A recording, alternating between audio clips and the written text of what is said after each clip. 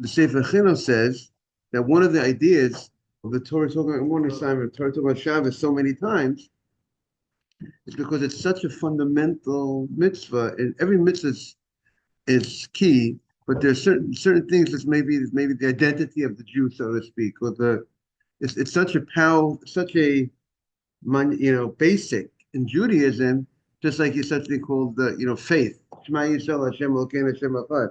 Such a basic mitzvah. So therefore, Shabbos is such a basic mitzvah that it's repeated 12 times.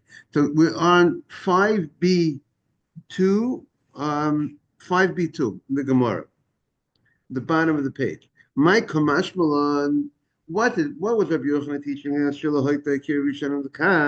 Since his first uprooting, when he uprooted the item, it wasn't for the intent of going into public property. He picked it up. He picked up the food and the drink in private with the intention to go to another room in the private property. Then he changed his mind, and he's not chayav, and because you have to have in mind to take it out from to do a malacha when you do the akira, when you uproot it. And Rashi gives it a biblical source. What's the biblical source? Because the Torah says the only time you're obligated on a malacha on Shabbat is only if it's a malechet machshevet, when you had intent, a certain type of machshava, certain type of intent to do the malacha. You intended to do the act. You intended to make a fire on Shabbat. I didn't know it was Shabbat. I didn't know I was not allowed to do it. But if I intended to carry from private to public, but I didn't know I can't do it, or I forgot it was Shabbat. But if I never, but that intent has to be even from the beginning of the malacha, right? The act, and with the malacha, the act of Shabbat, of carrying is the act of going for the act has to be done with the intent of doing a malacha. So if I picked up the item in private property,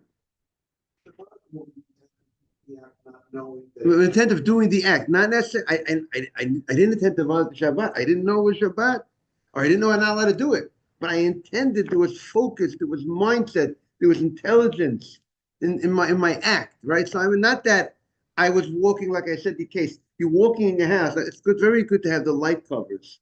You shouldn't bump into the light, the things that, on the walls.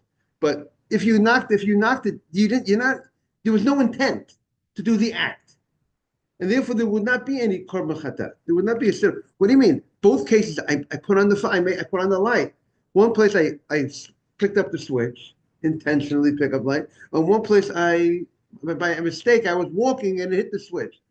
The fact that the light went on in both cases, but the intent makes the whole difference. So therefore, you would not be chayav for uprooting, picking. If you picked it up in the beginning with the intent of going from another part of the house, so there was never intention to do an act of the act of malacha. You didn't intend to carry from private to public. Then subsequently you changed your mind, but only on the hanacha. When you placed it down, there was that intent to do the malacha. But the beginning of the act, which is the akira, the uprooting, was not an intent. Therefore, he's not chayav. So that seems to be the chidush, right? It's a nice chidush that he's coming to teach us this idea. But the Gemara's question is, but ha'am Rabbi Yochanan chad zimra. We now want 5b3. Rabbi Yochanan already said it somewhere else. These are different rabbis quoting Rabbi Yochanan. Before we opened up yesterday with Rav Avin, the name of Rabbi Eloi, in the name of Rabbi Yochanan, right? This rabbi said the name of his rabbi, who said the name of Rabbi Yochanan. This time, it's a different set of rabbis. Rav Safra, in the name of Rav Ami, in the name of Rabbi Yochanan, okay? So the Gemara says, what did he say? He said, our case that we had yesterday was, you were loaded, you're carrying food and drink. That was the case that we had yesterday. And today the case is hamavir chafetzim. It's not talking about food or drink. It's about items. You're carrying an item, whatever that could be, food or drink. Whatever that chafetz is a much broader. It could be food. It could be not food. You were moving items from corner to corner. Here it's very specifically spelled out what the case is.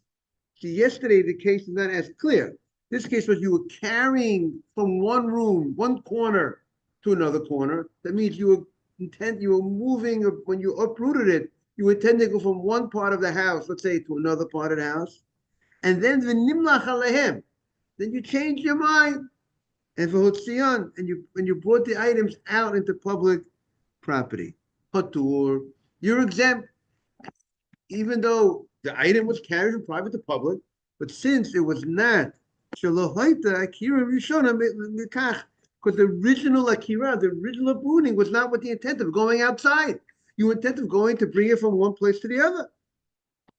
So that's the Gemara's question. So what do we need these rabbis to say to Rabbi Yochanan? I mean, as if Rabbi Yochanan sounds like Rabbi Yochanan said it twice. We have two, and each one is saying two different cases, right?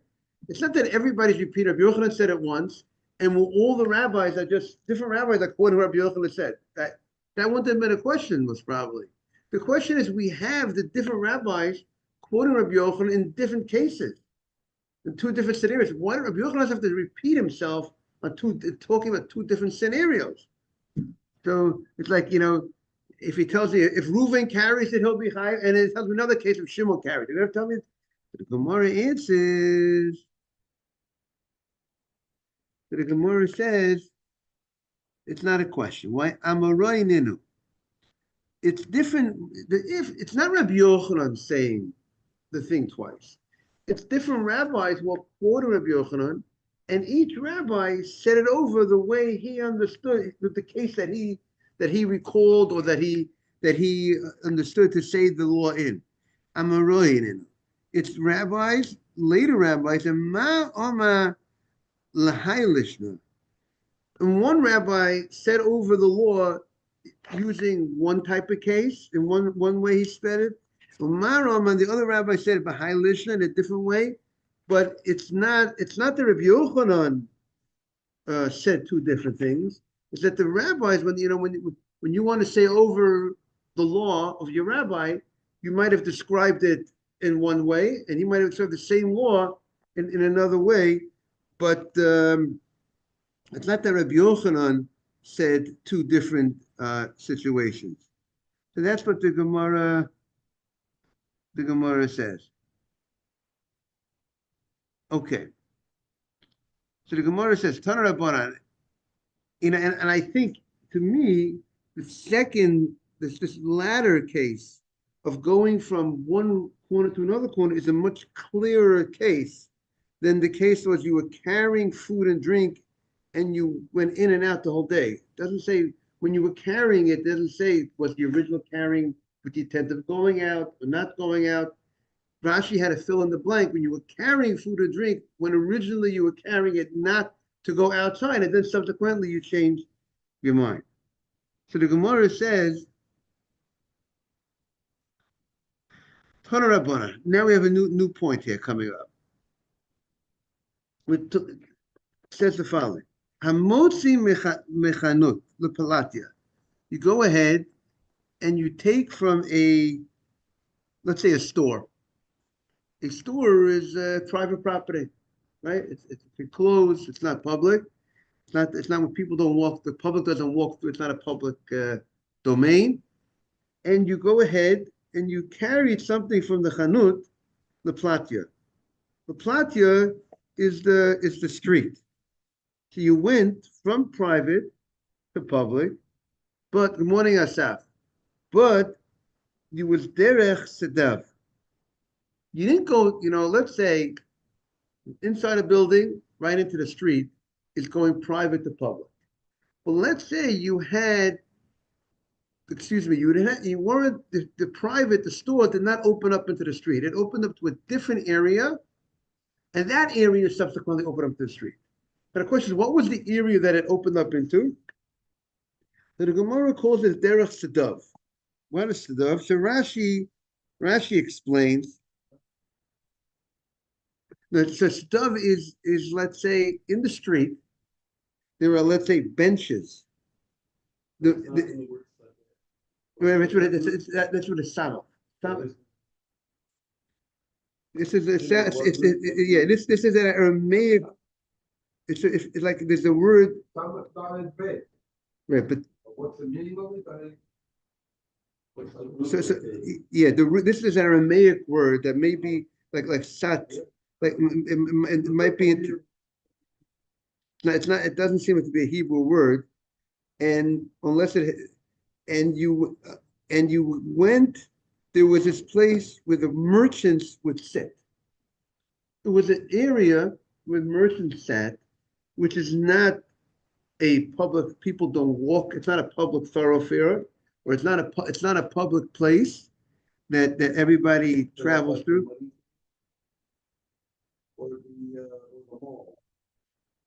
So let's see how they said intervening bench area. Let's see how they explain it.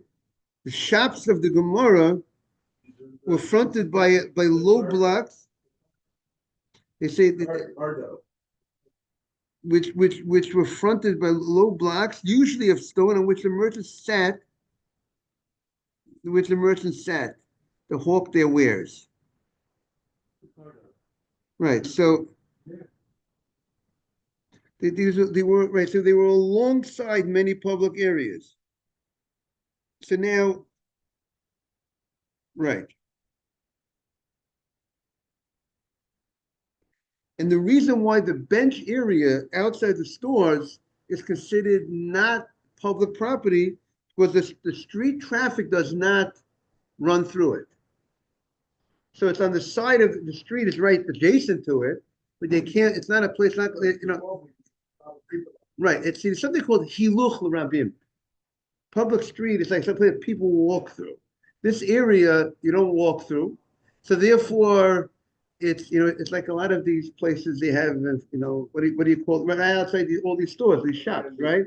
All these, you have these benches outside shops. So here you have the store people was sitting there, and therefore it's not a Rishut Rabbim. So what is it? It's a Carmelit. We spoke about a Carmelit. Carmelit is this area which is rabbinically forbidden to carry within that area because it has similarity to public, right? This is a public space, so to speak, but it's not public on a Torah level. It's not, and the fact that it is also, it has some similarity to private because the public doesn't go right through it. So therefore, the rabbi said you can't carry from that space, from those benches where the people are sitting, into public property. You can't carry from public property into it. You can't carry from that space into private property or private property into it. And you can't carry 4 amot in this space, right? This is the space of the Carmelit. Now, on a Torah level, it's not a Reshut Rabim and it's not a Reshut Yachid. On a Torah level, this space is not. You're not allowed to intend to take to the Carmelit. That would be a violation. Rabbinic violation. You intended to take the Carmelit and then you kept on going into the public. Oh, now the question, right? Now now? Right. So you went from the store, private, you ended up in public, but you went through this. You violate rabbinically. Right, but now I intended to do the whole thing. I intend to go from private to public. So now the question is, the fact that I went through this area called Carmelit, thank you, Simon. The fact that I went through this area called Carmelit, does that make it me exempt? Because I did not go, because I did not go directly from private to public. Are you saying you intended to violate to go to public and stop in Carmelit? No, anytime. You ended up in public. I intended to go from private to public. All the way. All the way. But I didn't stop. I went through. I walked through. Right. Because if I would have stopped in that Carmelit and then restart again, I would not be chayav korban. See, we're talking about the Torah violation. Is there a Torah violation? There's no question. There's a rabbinic issue. At least. No, only Torah violation, the korban. Now, was there a Torah violation here or not? That's the question. Now, if he would have went directly from a store to public without anything in between, Torah violation. If you attended. Here, the the issue is, since he did not go directly from private to public, he went through this area, these benches area. Would that going through that would that make him exempt? Meaning, do we say the case of the Torah of private to public, and you go directly from private to public? That's where the chidush is. That's where the novelty is that you're obligated for violating the Shabbat. But if you went through some other area which is not public or private, maybe there's no violation. First of all, this is an area that there could be goyim there. Doesn't have to be Jews that are there, you know. So if you went through that area, and also the fact that maybe during the weekdays, if they use it as a, you know, that also might make it. It's not, you know, even if they're not there on Shabbat, doesn't mean will not take away the fact, but it is. So this area, so that's the question of the Gemara. Tanarabana, Hamotzi mechanut leplatya. You took out you went from the store to the street through this bench area, chayav. So the first opinion, the Chachamim, would seem to be the Chachamim, say that you chayav, that it's a violation of the Shabbat on the Torah level. However, Ben Azai potur. Ben Azai says that you are potur. There's no Torah violation. Of course, you should not have done it. There's at least a rabbinic violation, but there's no Torah violation. So the Gemara now tries to explain this law. Bishlama ben Azai. I can understand the law of Ben Azai. Why Ben Azai says you're exempt? Because Ksava Ben Azai holds Mahaleich ka'omedami. Somebody that when you walk, we look at your walk as if you stopped every step. That means when you take a walk, right? You walk like this. So the fact that in your walk, you could possibly look at a walk as if it's not every step is as if you go ahead and as a resting, as a pause, right? Correct. So now, and according to that, so if you go from private to public, so even though you violate Shabbat because you took a step from private to public, you don't have to go 4 amot to violate to violate from private to public. If you go 1 inch or whatever, it doesn't make a difference how much space you went. 1 step from private, if you're in private property, into public, you're in violation. Public to private, you're in violation. So Ben Azai would say that you violate Shabbat when you go private to public to private, with 1 step. What would he hold about the law of 4 amot in public property? According to Ben Azai, if every step is a stop, so is there what happened? Is there any violation of private to public going 4 amot in public property? So this is a matter of discussion that they talk about. What would Ben Azai hold about 4 amot in public property?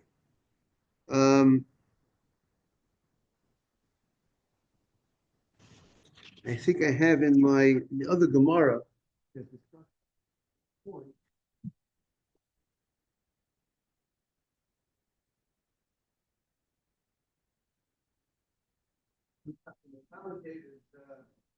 About this point, but again, so that's Ben Azai's opinion, and the Gemara, understands his opinion. Has no question his opinion. The Gemara is going to question the Chachamim. Why do the Chachamim say he's chayav? The Gemara's question is, look at the Gemara's question is, Ela Rabbanan, but the Rabbanan, the rabbis, they don't say that we look at every step as if it's a stop, it's a pause. You're moving. The fact that it's slowed down. Every step is a slow down, but that doesn't make they don't consider it a pause. But even if you don't consider it a pause, but Where do we find this type of situation, this precedent that you're obligated, you're violating the Shabbat when you go through an area which is not public, and when you don't go directly from private to public? The Chacham say that you're going from private to public through this area which you call a Carmelit. This bench area on a Torah level is not a place of public or private. It's meaning a place of Petur, right? If I would have stopped in that place and then subsequently go from that place to public, I will not be chayav. Because I went from a place that's not a public or private, if I stopped in the middle, to public. And the commentators explain this whole concept of carrying from private to public is a great chidush. It's a great novel idea that the Tzvin halacha that's considered a malacha, that's considered a work. But let's not. But how could you add to the chidush? Maybe you should. There's a concept. Just take the novelty as is, but don't add to it. And if you like the Torah said you're obligated in such a case. I mean that. How do you be obligated in a more novel case when you go through this middle, this area in the middle, this bench area? So that's the Gemara's question. So in the Masifta Gemara, in the commentaries, in the Yalkut Biurim, they say the following. According to Ben Azai, he says that he looks at every step as if it's a stop. Every step is like a stop. So how could you be chayav ever for going for amod in public property? Because every step, if you stop, so therefore now you don't do 4 amot in one step. So according to the Yerushalmi, the Jerusalem Talmud asks this question, and the Jerusalem Talmud says, according to Ben Azai, you got to be a little bit an Olympic guy. I don't know about Olympic. If you jump 4 amot in one shot, that's when you will be chayav. That's the opinion of the. But if you do not jump and you walk, you will not be a chayav. You wouldn't be in violation of Shabbat on a Torah level if you walk 4 amot in public property.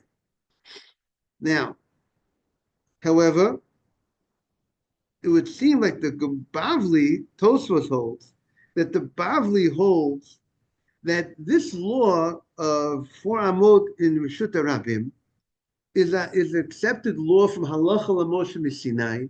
If you walk 4 amot in public property, and included in this halacha was even when you're walking, meaning to say that this is an exception to the rule. Meaning, in general, Ben Azai would hold, yes, there is a rule. There is something. If we look at every step as if you stopped, and therefore Ben Azai would hold, Mahalech, when you're walking, it's like you stopped. But that would be true. But that would be true if you go from private to an area which is, let's say, this bench area, and then you go from the bench area to public. So every step is like you stopped.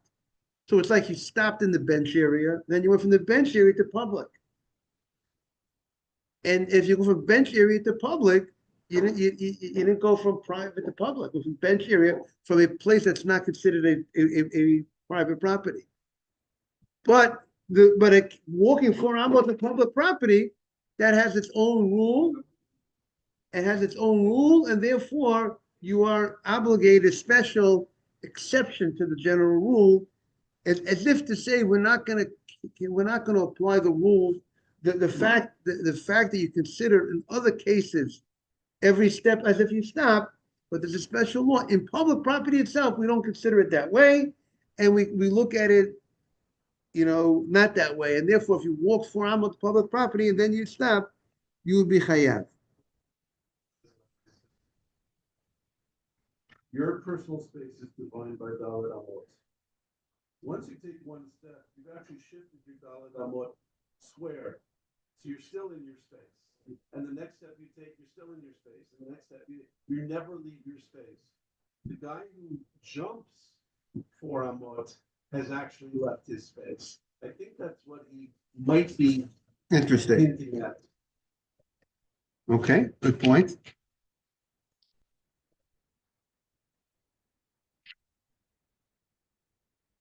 Okay. So the Gemara says the following. Omer Rav Safra Rav Amir Rav Yochanan. So now we're on Vav and Aleph, 6a. Mi did the Havi Amave Chayfetz Tarav. Good to see you, Asaf. We're on 6a. We're just starting the page. Mi did the Havi Amave Chayfetz Tarav. We're going to try to find what the Gemara is going to try to do to try to defend the rabbi's position, going from the store through the bench area to public property, even though you went directly through this area, which on a Torah level is called a makom patur, it's not a place of violation, you still, by the fact that you started in private, ended in public, you're going to be chayav. Where do we find such a precedent? So the Gemara says, if a person, good morning, Mark. Morning. If a person goes ahead, just to bring everybody up to date, the rabbi said if a person picks up an item in a store, in private property, and he walks through a certain area, bench area, which is not considered private, not considered public on a Torah level, and then he ends up in the public property and he puts it down there. So he went private to public, but he went through this area, which would not be the area that he went through. Was not an area that would be private property or public property. So what do we say? Do we say the fact that there was some sort of interruption in his act, so to speak? He went through an area which is not a public or private area between the private area that he started and the public area that he ended off. Do we say that the fact that he went through this private area, this in-between place, which is not private or public, does that make it that makes a disconnect, so to speak? That disconnect is uprooting the item from private and placing it down in public, and he will not be a chayav, he will not be in violation of Shabbat, because he didn't go directly. The obligation of violating Shabbat is only directly from private to public. And if you go through this, we'll call it mokum to a Torah mokum, to this place on a Torah level, this place would not obligate you on a Torah level. Meaning we gave the example, if you would have stopped in that place, let's say in the bench area, you would have stopped, and then you would have walked into public property from the bench area, you're not chayav. Because the bench area is not public, it's not private. So what do we say when you went directly through it? Do you hear the case, Asaf?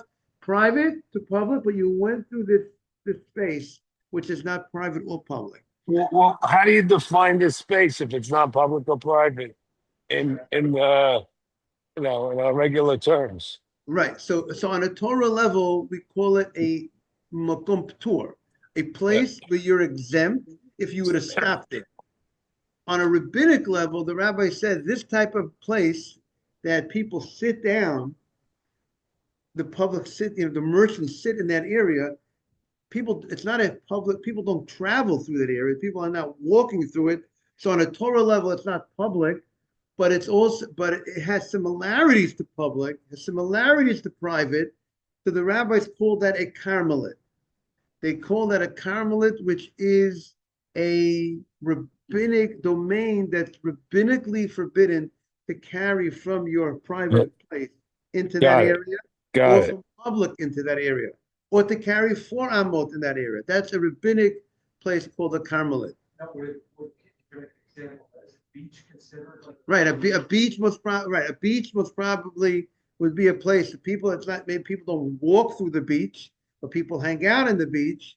We said the ocean. We said the cave. We're going to see soon. The Gemara say an ocean is considered a public valley. Because it's not the common place that people. Right. We're going to see more about that front stoop. Right. Right. The front stoop also we say if it's raised 3 tvachim, it seems like it's a carmelit in front of the house. People don't actually walk there generally because it's raised, but it's So that might also be Carmel at that area. We'll have to see more about that front stoop. You definitely cannot go from your house to a front stoop, which is, let's say, if it's not enclosed, you know what I'm saying, you wouldn't be able to do that, at least on a rabbinic level, at least. So the difference is that you can speak from the right to level, you can stop it and not. Right, right. If the right to level, if you would have stopped in that area, in that bench area, you would not have violated the Shabbat on a Torah level, because you went from private to this, So it sounds like rabbinically it would be chayav, but not doraita. So that's the question. So, but here you didn't stop, Mark. You went. Right. The question is the fact that you went from private and you went to public, but you went through this area. You didn't sit on the bench. And you didn't sit on the bench. You didn't stop. Exactly. You didn't stop. Do we say that you are exempt, which from a chatat, it's not biblical violation? And that's the opinion of Ben Azai. Maybe he has a different reason, but the rabbis say you are chayav. The rabbis do not say you're exempt by the fact you went through this area. So the question is why? The Gemara wants to know, where does the rabbis find this precedent that you could actually go through an area that you would not be obligated, and yet, if at the end of the day, if you finished it in an area that you would be problematic, then we would say you'd be chayav, even though you were not. There was a time, there was some interruption in that space. You weren't in it, going always in a place from private to public. You weren't going in areas that would obligate you. I mean, if you would have stopped by the bench, you would not be obligated for violating Torah level, because you went from private to this area that's not public or private. But now that you didn't stop and you went through it, the rabbis say you ended up and you stopped in public property, you're a chayav. So where's the precedent? So now the Gemara is going to offer different ideas. So the Gemara says, if you go ahead and you carry something in public property more than 4 amot, right? We know in public property, so here I go, a guy picked up something. He picked up something in public property, good morning, and then if he walked 4 amot, so he's chayav. But even if he walked more than 4 amot, he walked 5 amot, he walked 6 amot, right? So when he walked Amma number 5 and Amma number 6, he is not obligated yet, right? Really, the obligation, when did the obligation come? When he puts it down. But as long as he didn't put it down, he's patur, right? So he did something, he did an act. Well, when he stops. But he didn't, and then he stops. If he stops, then he's patur. If he stops, then he's right. So if he would have puts it down or stop.